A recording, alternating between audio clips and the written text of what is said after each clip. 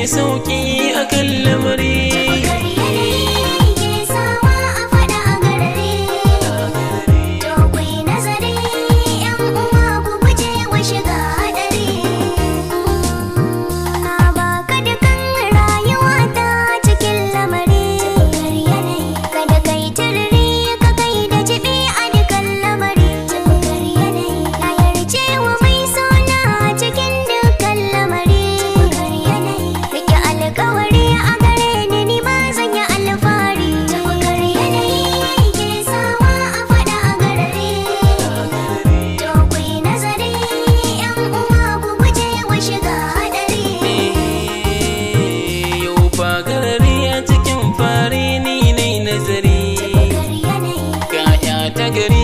Kilani ga mai uzuri, ki roki ilahu ko me kike a duk lamari, zaki yau dace ko mai kike a duk lamari.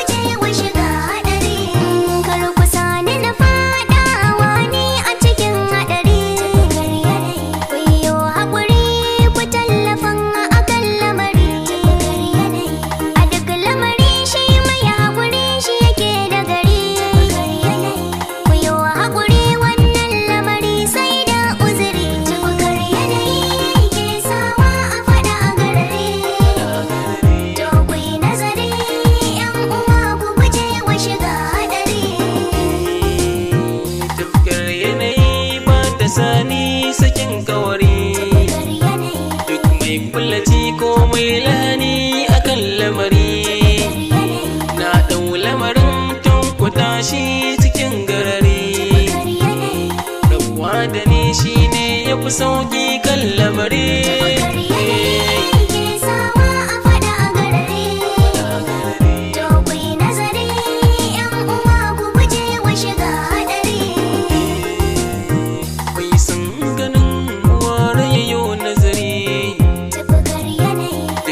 Kuduri akan lamari to yau haƙuri, yuji kansa da karan haɗari a cikin lamari, ya samar wa kansa lafiya akan lamari.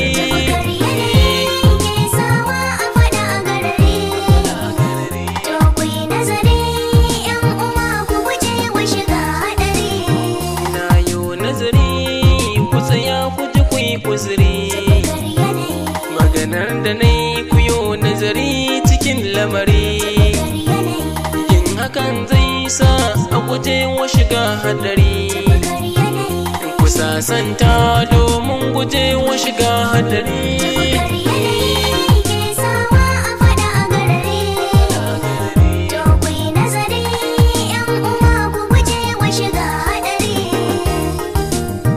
Tufkar yanayi ke sawa a faɗa a gare